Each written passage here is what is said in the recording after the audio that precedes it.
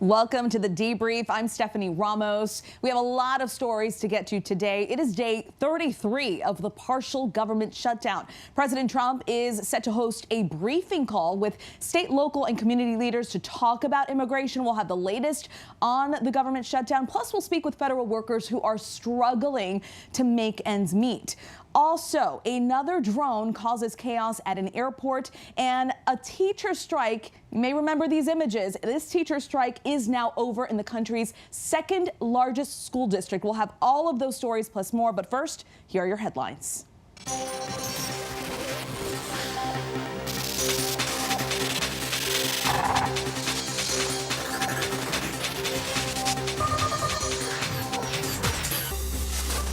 More cases of measles in Washington state. 22 have been confirmed in Clark County since New Year's Day, almost all of them among children.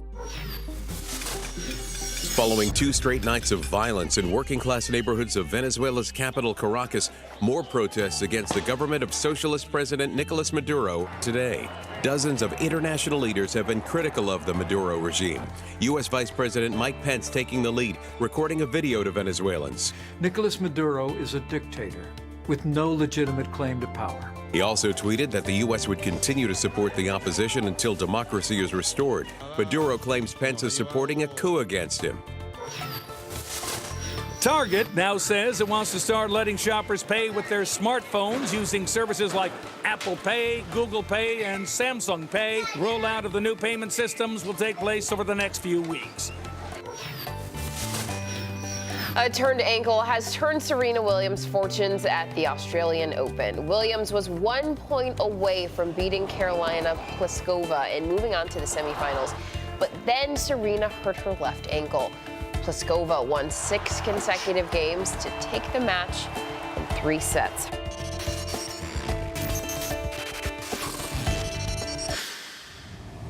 Now to the latest on President Trump and the partial government shutdown. Senate leaders have now agreed to hold votes on proposals that could open federal agencies this week. ABC's Meredith McGraw is at the White House breaking it all down for us. Meredith, thanks for joining us this morning. So do you think there are any plans involved here that could actually end the longest shutdown in history? Hey there, Stephanie. With each day this shutdown continues, pressure continues to mount on lawmakers to budge. But right now, it seems like no real solution is in sight. Now, up on Capitol Hill, the first test is coming. Senate Majority Leader Mitch McConnell has 2 votes scheduled. The first is on the president's so-called compromise bill, and this includes $5.7 billion for his border wall, in addition to temporary protection for Dreamers and some asylum seekers. But the key word there is temporary. Democrats, they want to see a permanent solution on immigration, and they aren't willing to budge here. And of course, with the Senate narrowly divided, the president needs 60 votes, and 7 Democrats would have to come on board, and that seems incredibly unlikely at this point. Now, on the other side, Democrats have a bill that would temporarily reopen the government, but unfortunately, Republicans, they're also not willing to budge on that because there is no funding for the border wall. Both of these bills are more or less dead on arrival, but they do a few things. They allow senators to cast a vote showing where they do stand, and they allow senators to show they're willing to vote on something to reopen the government. But still, we're essentially stuck here. The president's not going to reopen the government until Democrats will fund his border wall, and Democrats, on the other hand, they won't negotiate until the government's opened. The fight continues. And Meredith, what about the State of the Union? We know that House Speaker Nancy Pelosi asked the president to postpone the State of the Union scheduled for next week. And then in response, the president, of course, sent that letter to Nancy Pelosi saying that her use of that military aircraft to travel overseas was canceled. Where do we stand on that? Will there be a State of the Union next week? President Trump is determined to give the State of the Union address, even as Speaker Pelosi, of course, asked him to postpone it while the government is shut down. The White House says security is not an issue, and they've already RSVP'd yes to the Speaker's invitation. And the White House says it's going to go on as planned. But the big question is whether or not he is going to deliver this speech on Capitol Hill. As our White House team has reported, aides here are preparing two different versions of the president's State of the Union speech. One that he could deliver up on Capitol Hill or somewhere here in D.C., but another that could be delivered outside of Washington, perhaps at a rally. President Trump has been hunkered down here at the White House while this shutdown has continued, so perhaps there's a bit of cabin fever and he might want to get out. Stephanie? All right, Meredith, thank you very much. We'll wait to see what happens. This partial government shutdown really having an effect on federal workers across the country. ABC's Steve Osunsami gives us that perspective from Atlanta. Stephanie, we're at the Martin Luther King National Historic Park in downtown Atlanta. You see the Ebenezer Baptist Church behind me. All of this was going to be closed on the King holiday because of the government shutdown, but a grant from Delta Airlines saved the day, keeping this place open, keeping the workers open. But the money only lasts until February 3rd. Then the park is closed again. Across the country, we are hearing all kinds of stories related to this shutdown, and not just from government employees. In Montgomery County, Maryland, we met a group of people who tell us that because their housing is federally subsidized, that they worry that they'll be out on the streets soon. The last government subsidy came in December. Rent is due February 1st. So a number of families who are getting government subsidies who are concerned that those subsidies are coming to an end. The Coast Guard, the top brass at the Coast Guard is now saying that it's wrong that service members are having to rely on food pantries for their groceries. That's happening, of course. There are lots of donations pouring into Coast Guard centers across the country for these families. TSA workers, the USDA, the EPA, people at the IRS, all are going without paychecks, some who are being required to come into work anyway. And then, of course, there's lots of concern about the TSA.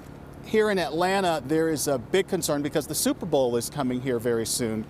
And one of the big concerns is at the airport. Will there be enough TSA workers to man the security points? Will there be enough security not only at the airport but also at the sites downtown? We'll have to wait and see if there are any problems because of that. But of course, everyone is asking for an end to this shutdown, but there doesn't appear to be any end in sight. Some workers we talked with tell us stories about reaching out to their utility companies, asking for a break. In some cases they get them, but in most, they tell us, the answer is the bill is still due. Stephanie? Steve, and there are so many Americans, as you mentioned, coming together to help federal workers and their families during this shutdown. There is in Philadelphia a food truck that is providing free food. Catherine Scott from our affiliate WPBI takes us there.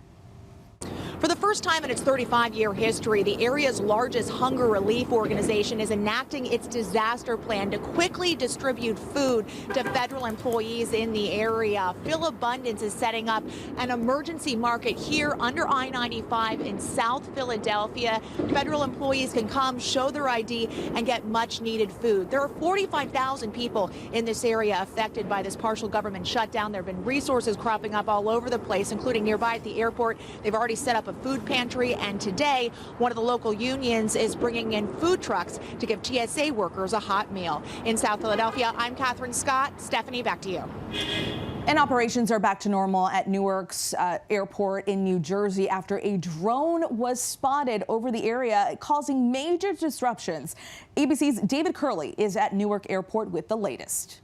Stephanie, operations here at Newark International Airport returning to normal after a strange evening last night because of that drone sighting. There are actually two crews who say they saw a drone as they approached this airport. Now, the approach path is from the north to the south. It was last night, at least. And they come over Teterboro Airport, which is just to the north of here. And that's where they saw the drone as they're on the flight path to come in here to Newark. Now, at 3,500 feet, a drone is violating two federal laws.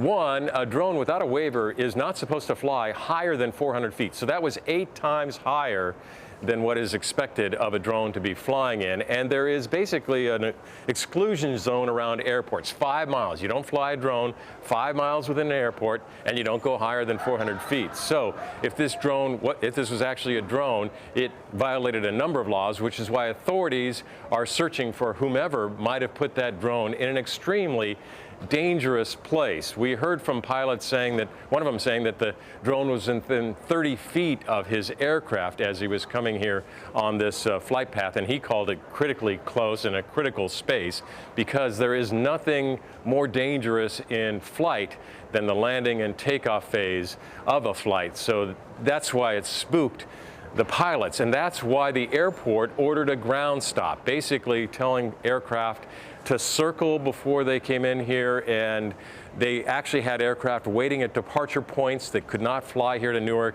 until they reopened the airspace, stopped that ground stop, lifted it, and allowed aircraft to start moving again.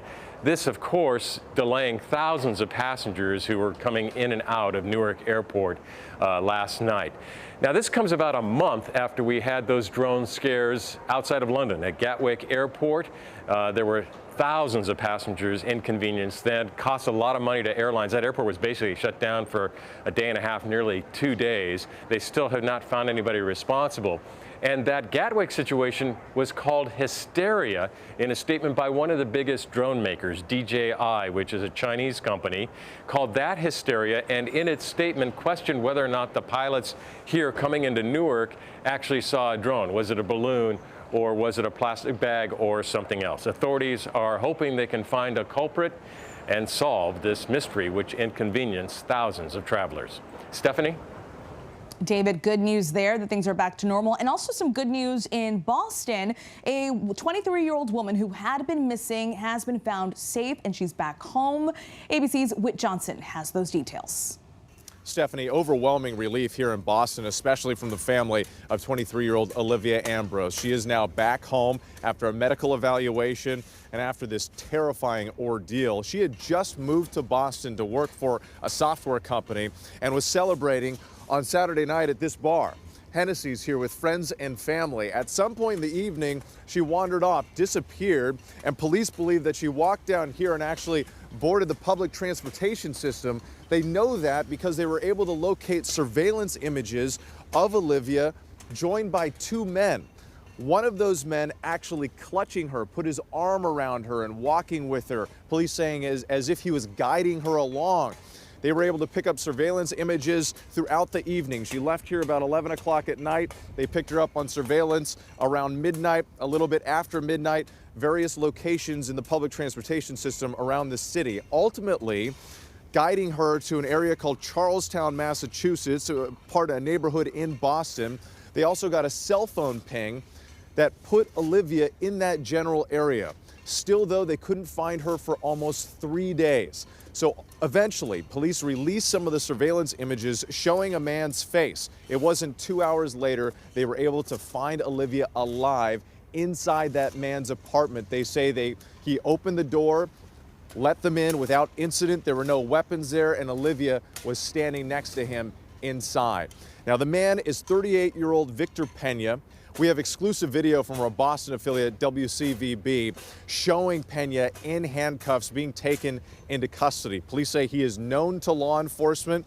He is now being charged with kidnapping. Police also say they want to talk to that other man who was seen on video, though he's not being called a suspect at this time. As far as Olivia Ambrose is concerned, police say she appeared to be in good health, although they can't speak to her state of mind. They still need to interview her. They have a lot of questions about what actually happened during those 3 days that she was gone. What happened inside that apartment? They still don't know. They say that Pena could face other charges down the road. But the good news, though, Olivia's family relieved. They spoke overnight. They were thanking the community for all of the efforts, the prayers. They were thanking police for what they did, bringing a suspect into custody and ultimately bringing Olivia home alive and safe. Now, Pena, as I mentioned, facing at least kidnapping charges, could be more charges down the road. He's expected to make his first court appearance arraigned in court later today. Stephanie? Whit, thank you. What an amazing rescue. Thank goodness for those surveillance cameras.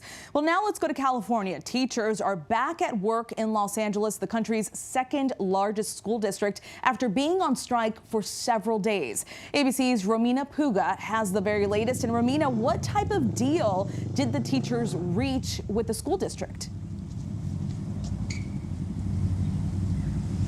Good morning, Stephanie. Yeah, so the teachers got a lot of their demands met. They got nurses in every school every day. They got 80 more librarians, at least one in each school. They're going to get smaller class sizes. That was a big demand. And they're getting 6% salary increases. It's not exactly what they'd hoped for, but all of the other things are being met, so it's a good start for the teachers. Fantastic. So they've got that pay increase, as you mentioned, 6% raise in salary, task force to cut standardized testing by 50%. A lot of those demands that they were requesting up front. And what's been kind of the feel there in that area from students that you may have come across or the teachers themselves? They have to be somewhat relieved. Definitely. We're here at Emerson Middle School, and just a couple minutes ago, this was flooded with students, the school buses dropping kids off, everyone excited to get back to school. I don't know if you can see behind me, but there's a welcome sign with balloons, so I think everyone's just happy to get back into the classrooms and get back to learning. And there in Los Angeles, you've been covering this for a little bit. At the start of this, did you hear from teachers that may have been a little hesitant or didn't think they would actually get some type of deal with the district? Or were they optimistic? There was a mix. I think they also they just didn't know how long this would go. And again, they weren't getting paid during the strike. So I think a lot of people were just a little freaked out. How would it go into a full second week? So Friday, when they actually started negotiating again, I think they got more optimistic once that began. So the deal reached there in Los Angeles, but we hear that this also may be happening in Denver. Teachers going on strike there, asking for similar demands. Similar changes. Yeah, so in Denver, the union, 93% of the union agreed to go on strike, but they can't legally go on strike until Monday. And a much smaller group there. Here we had, 30,000 teachers in the union. They're about 5,600. But I mean, if this continues as a trend, I think we'll be seeing a lot more districts getting together and voting for strikes. All right, Romina, thank you so much for that update. So glad to see everybody's back to school, teachers, nurses, counselors, and of course, the students. All right, we've got some winter weather that is moving through the Midwest. We want to get a check of the latest forecast with ABC's chief meteorologist, Ginger Z.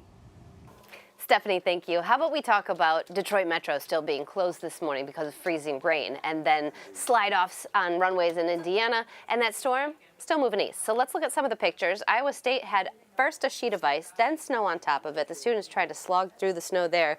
And then in Abilene, Kansas, the slide-offs. These are just a couple of the pictures from a large area that was impacted by all of that snow and ice. Most of it then going to turn warmer, though. So as you see, the flood alert starting to expand from Rhode Island and Massachusetts down through New York and Connecticut, even into Virginia and western North Carolina. That's because of the flooding rain to come by Thursday. The severe storms tonight, I want you to focus in on Alabama, Georgia. Damaging wind is possible right through center of Tennessee and even Kentucky. But the northern part of that then, the biggest concern would be the places that ended up getting the ice and the snow from the last storm. You have a lot of precipitation there. Then you add the rain, even thunderstorms. That's how warm we're talking. And then you're going to be really cold again right behind it. And we're talking really cold. The type of cold that's going to help keep freezing Niagara Falls, because it had been a little bit late for this to happen, but the freezing has begun. It looks really pretty. I don't know if this looks as pretty. First Arctic blast, that's what's going to come in first, right? And you see it'll feel like 21 in Louisville, 21 below in Chicago. This is by Friday morning. 25 below for Green Bay. And then polar air. First it was Arctic, now we're talking polar. 47 below, the feels like in Duluth by Sunday morning. So you thought the last time was cold, Stephanie. It's not over yet. What? Okay, we will hang in there. All right, let's go overseas now, where singer Chris Brown has been released after being detained in Paris over allegations of rape and drug offenses. ABC's James Longman is in London with the very latest. And James, what can you tell us? Hi, Stephanie. Yeah, so basically, Chris Brown is protesting his innocence very much against those charges that you just laid out. He was arrested, just to rewind a bit, he was arrested this week in Paris for the alleged rape of a 24-year-old woman at a hotel. He was detained by police for 2 days and has now been released without charge, but the investigation is continuing. As soon as he was released, he made it straight onto his social media accounts, onto Instagram, and in a post he wrote, "I want to make this perfectly clear. This is false for my daughter and my family. This is so disrespectful and is against my character and morals." So, you know, that's pretty clear. There are a whole series of defamations of swear words and all the rest of it on his account. So I imagine that's why it's now been deleted. But his lawyer has now said that she's now going to pursue this 24-year-old for defamation. This all supposed to have happened on the 15th of January at the Mandarin Oriental Hotel. It's a luxury hotel in Paris. The group, because it wasn't just Chris Brown who was arrested, it was also his bodyguard and a friend, were all supposed to have been at a club in Paris before going to this hotel where this alleged rape is supposed to have happened. But of course, you know, Chris Brown is no stranger to altercations with women, shall we say. He's obviously famous for having been convicted of assaulting his girlfriend Rihanna in 2009. And in 2016, he was arrested by police for pulling a gun on a woman. Those charges were later dropped. So, look, there is a pattern, perhaps, of these sorts of behaviours. I should stress again that no charges have been brought against him just yet, but the investigation, as I say, is ongoing. Stephanie? All right, James, thank you very much for that update. Not the last we'll hear about this, that's for sure. Well, thank you all for watching The Debrief, coming to you live here from New York City. I am Stephanie Ramos, and make sure you watch The Briefing Room at 3:30, World News Prime at 8 o'clock, and you can get the very latest on what's going on across the world on our ABC News app. Thanks for joining us.